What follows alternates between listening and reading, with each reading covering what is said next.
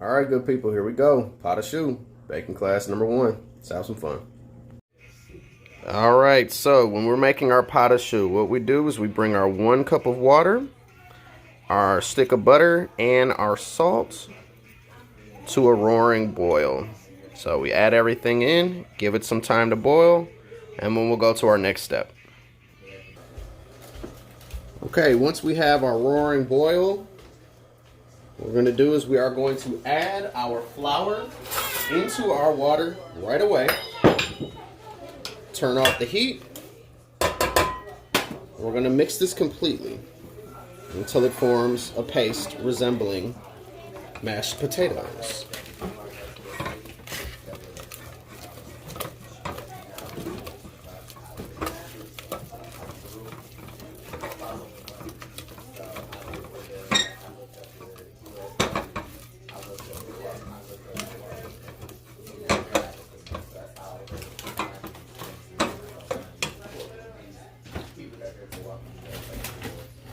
Once you have all of your flour worked back in, you want to turn your heat back to a medium-high and continue to cook your paste that you've made with your flour, your salt, water, and butter.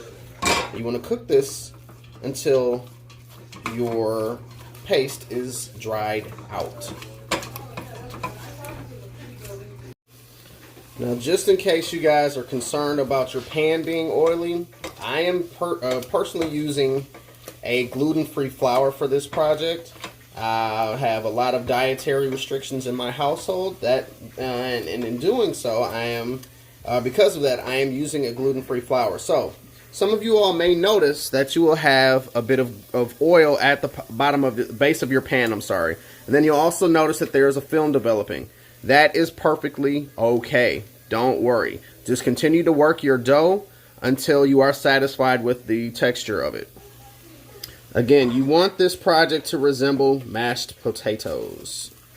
If you are satisfied with it being a strong paste, then you're done. It should take about 3 to 5 minutes for you guys to continue to stir. Otherwise, you're good to go. Alright, so once you are done creating or mixing your flour and kind of stirring out your fat to dry it out, it's recommended that you guys use a stand mixer. Now, I understand that not everyone has that, so I'm using a hand mixer here. Alright, so you kind of just want to whip this until it cools off completely. You'll notice that there's a great deal of steam coming out of this. Kind of want to mix this until it's cool, and then you can add your eggs individually at that point, and we'll get to that in a moment. Now, some of you might wonder why it is that we're not adding our eggs directly into this. The reason for that is because heat causes eggs to curdle or to cook. We don't want to cook our eggs. We want to incorporate them into our dough. So that's why we want this to be cooled off prior to us adding our eggs. Okay, we're in a position where we can start adding our eggs individually here. Now, I've already separated my eggs and have them in a bowl, so I'm going to one by one just pour them in. And you'll notice that they'll just fall in, one at a time. Alright, ready to mix this up. And we'll come back in just a moment once we've got everything going. And you just continue to work these in as you go.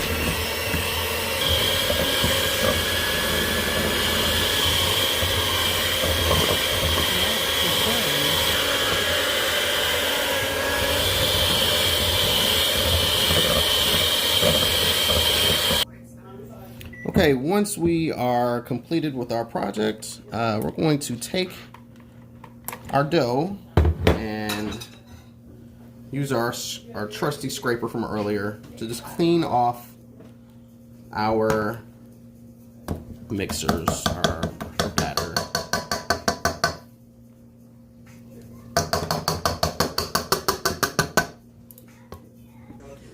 Alright, so once you have your dough come together, you want, again, it's going to look like a shiny mashed potato, but you're going to be in a good spot. So you want to take a lined baking pan or a cookie sheet, whatever you may have at home. I'm using a baking sheet that's covered or that's lined with parchment paper. If If you don't have a parchment paper, you can use a wax paper. If you have a non-stick baking pan, that'll work just fine. Now I'm also using an ice cream scoop, and I understand that some of you guys may not have ice cream scoops at home, but what you can do is use 2 large spoons, take a scoop in, spread it onto your pan with the other one. So, you're gonna get a full scoop. It goes directly on your pan.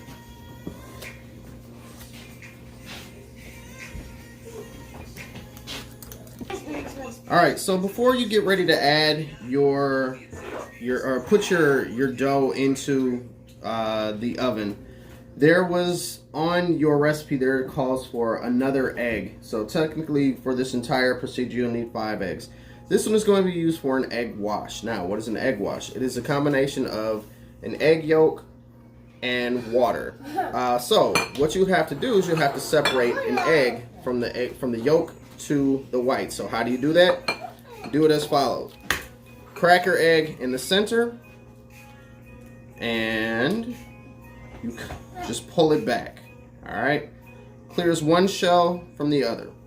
From there, what you do is you're going to go back and forth transferring the yolk to the other shell to separate your egg yolk from your white.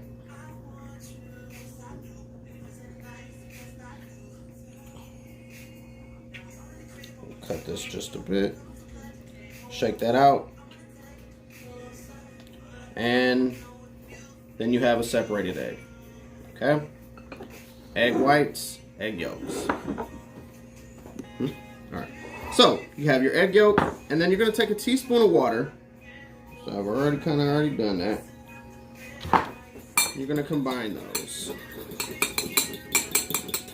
Now this is used primarily to add a bit of shine to the finish of your final product. Once you have that on there, take a brush or a fork or a spoon, whatever you may have. You're going to want to brush that onto your product. Now, do you have to do this? No, but this does add shine to your final product. Alright, once you have put an egg wash on your pot of choux, it's going to go right into your oven. Again, this is a preheated oven of 425 degrees. First turn is about 15 minutes. After your first timer goes off, you're going to turn your oven down to 375 degrees and set your timer for another 15 minutes. Yeah. Alright, so after your second bake, you're going to turn your oven down to 300 degrees. The reason for that is because now we're going to try to dry out our pot of choux. So we're going to set our timer to 300, set our heat to 300, set our timer to 15 minutes. 15 minutes on our timer. And we let it go. Alright, so once your timer has gone off, you want to pull your pot of choux out of the oven. It'll be a little brown, which is okay. Alright, so at this point, what you want to do, take a toothpick or whatever you got, just poke a hole so that any steam can escape them.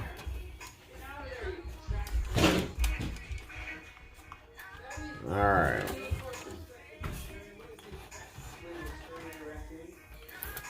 And then, ladies and gentlemen, you have a pot of choux. Now, these can be filled with pastry cream, which is actually one of your next labs.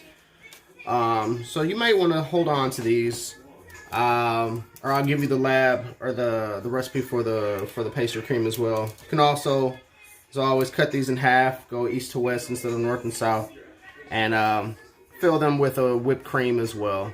So, all right, if you guys have any questions, let me know. Peace.